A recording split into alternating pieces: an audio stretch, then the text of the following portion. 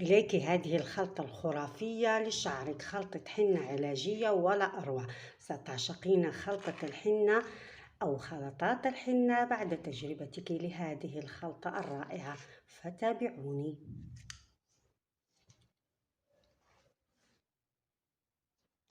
السلام عليكم ورحمة الله تعالى وبركاته أخواتي الغاليات، أتمنى تكونوا بألف ألف خير وصحة وعافية إن شاء الله.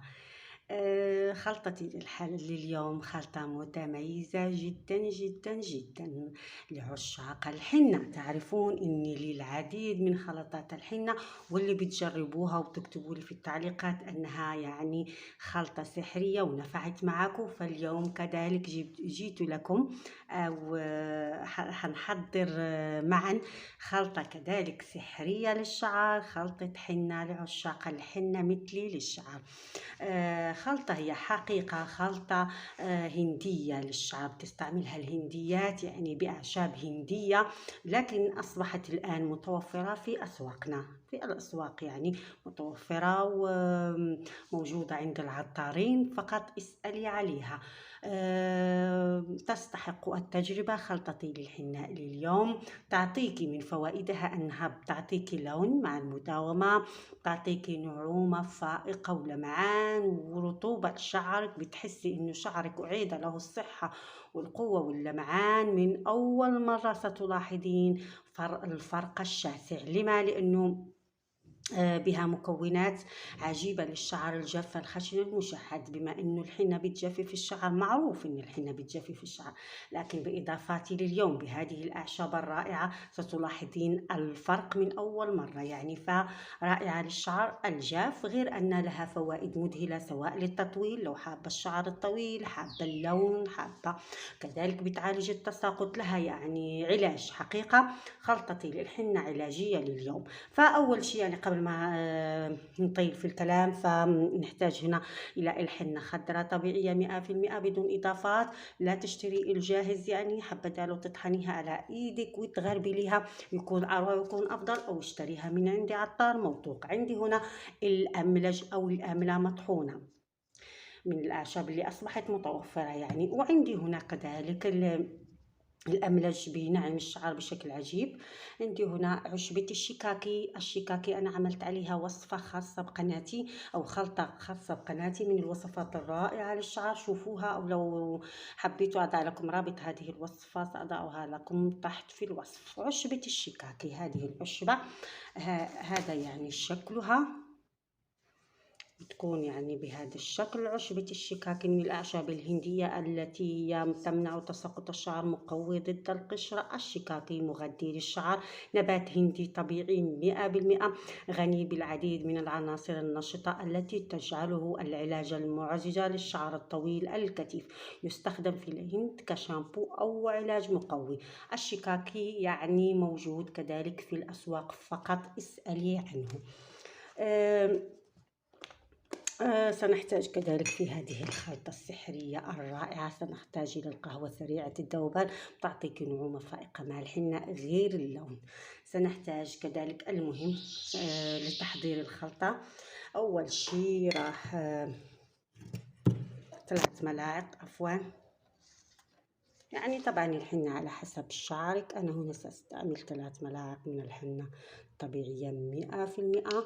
لكل 3 ملاعق من الحنة استعملي ملعقة من هذه المكونات.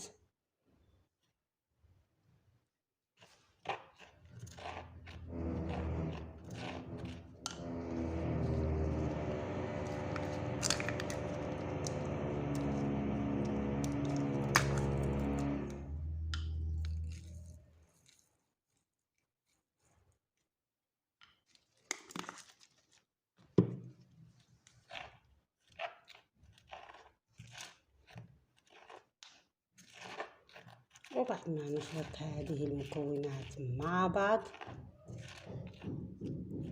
حنضيف هنا الشاي، حنضيف مغلي الشاي، طبعا ملعقة كبيرة من الشاي غليها في كوب متوسط جيدا على النار حتى تغلى جيدا. الشاي عجيب لعلاج التقصف، لعلاج التساقط، لتنعيم الشعر، لتطويل الشعر، فلوحده رائع للشعر. ماذا لو أضفتيه لباقي هذه المكونات؟ حنضيف القليل فقط،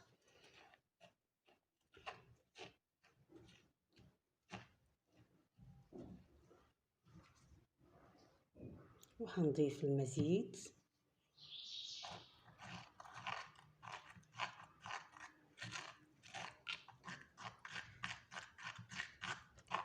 وحنضيف لهذه الخلطة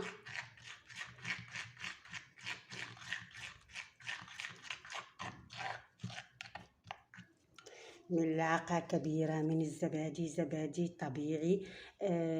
يعني كذلك الزبادي جد رائع لتقوية بصيلات شعرك، لتقوية الشعر، لعلاج القشرة، للعديد من لترطيب الشعر مع الحناء. حنضيف منه كذلك ملعقة كبيرة.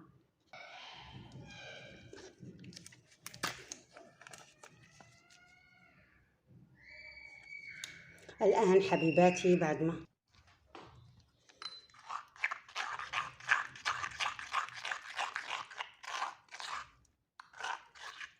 الآن حبيباتي حنضيف كذلك مكون رائع للشعر الجاف، بيعطيك نعومة، بيساعد يعني نعومة فائقة للشعر مع الحناء خصوصا. بيعطيك يعني بيساعد على تطويل الشعر، على علاج تلفه تقصفه.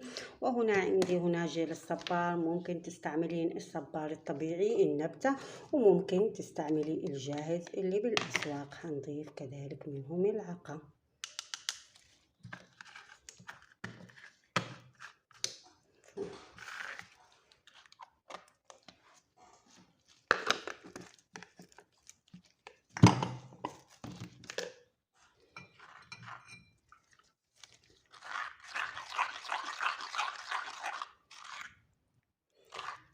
حنضيف القليل فقط. والآن أصبحت خلطتنا السحرية العجيبة للشعر، خلطة حنة ولا أروع، جاهزة، يعني بدون تخمير بدون أي شيء. ممكن إنك تطبقيها مباشرة على شعرك وتركزي على جذور الشعر وشعرك بالكامل. وتتركيها. أفضل دائما خلطات الحناء يعني فوق الساعتين، يكون أروع. كل ما تركتيها أروع كل ما ذلك أفضل. ولا تغسليها بالشامبو، فقط اشطفيها بالماء جيدا. لو عندك بلسم يعني وتجنبي جذور شعرك، طبقيه على خصلات شعرك، واشطفي هذه الخلطة الحناء بالماء فقط، وشوفي النعومة الفائقة المذهلة من أول مرة. ماذا لو داومتي على هذه الخلطة كل مرة، يعني مرة أسبوعيا، بتلاحظين الفرق الشاسع، سواء في الطول، سواء التكتيف، سواء النعومة، سواء اللمعان، سواء التقصف، أي شيء. يعني تعتبر خلطة حنة علاجية لشعرك. فحبيباتي كانت هذه هي خلطتي للحنة، خلطة يعني تعتمدها الهنديات لشعرهن، والشعر ما شاء الله كذلك هم يعني يعشقون أو يستعملون الحنة كتير في خلطاتهن للشعر. فأتمنى حبيباتي أن تنال خلطتي لليوم إعجابكم، وأن تجربوها، وأن تكتبوا لي تجاربكم في التعليقات. ولا تنسوا لايك والاشتراك بالقناة لتشجيع أكثر على العطاء، وشكرا جزيلا.